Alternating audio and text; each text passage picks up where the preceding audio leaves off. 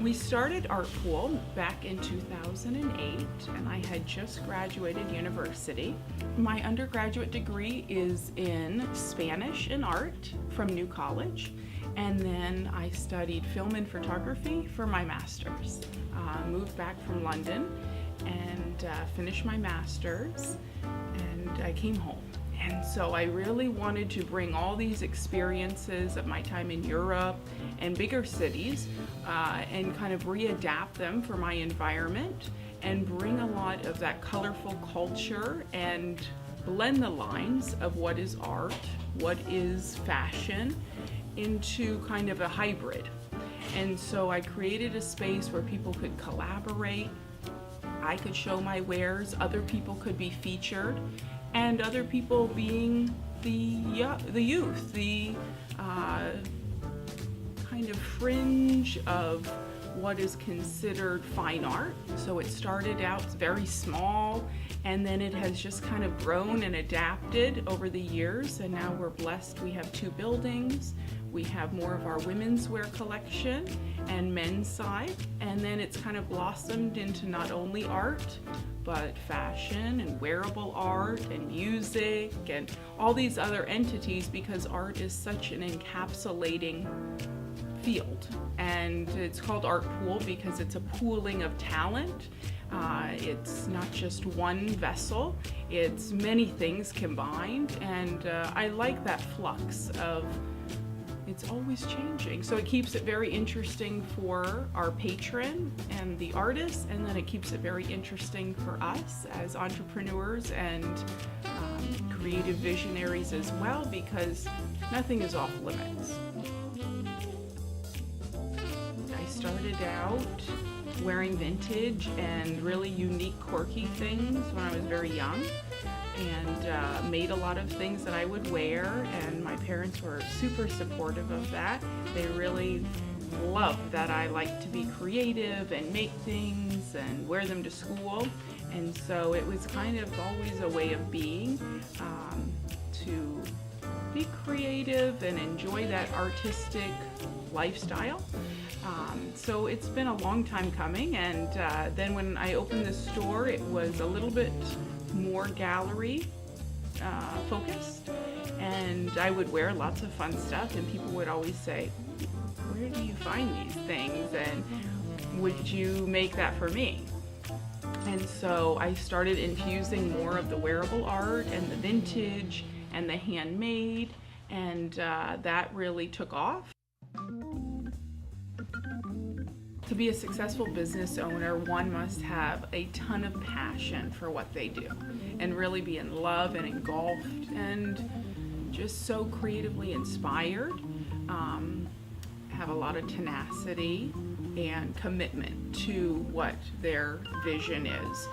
It also just takes countless hours, a drive to really see things through, because as an entrepreneur and business owner, nothing's handed to you. You have to just keep pushing forward. If something isn't working, be very creative in how you apply your knowledge and kind of rework things, because life is a puzzle and working is a puzzle, and sometimes things can come quickly, and then some things you have to really sculpt and kind of revamp the norm of how you promote or how you create and how you work your business, even after years, and that's what I'm learning. I love what I do. It's so exciting, but it's always changing. But I think that's what makes it interesting. So just so much goes into being an entrepreneur and a business owner, but it is so enriching.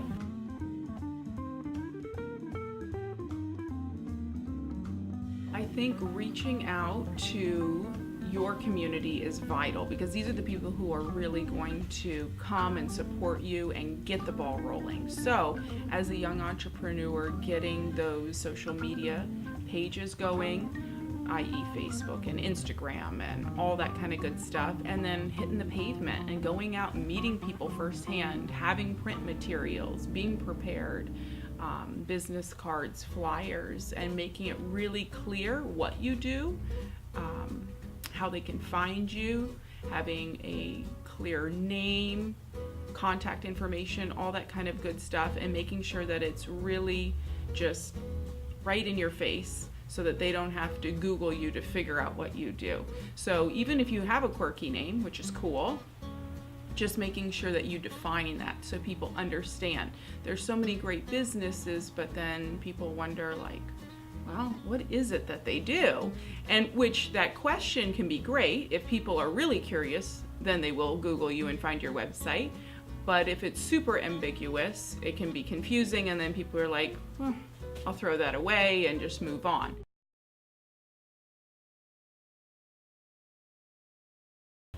Don't be afraid. Press onward. Be more confident. And know that your dream will become a reality.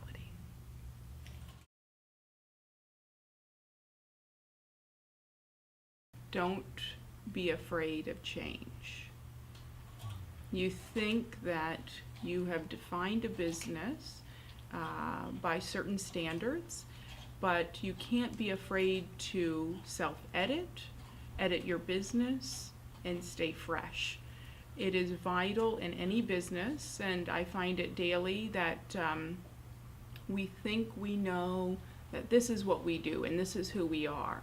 But what's really, really essential in maintaining and staying present and fresh and new and in the public's eye is always about keeping your store interesting and keeping inspired and not being afraid to try new things, and to just, if something isn't working, you can't be afraid to let go.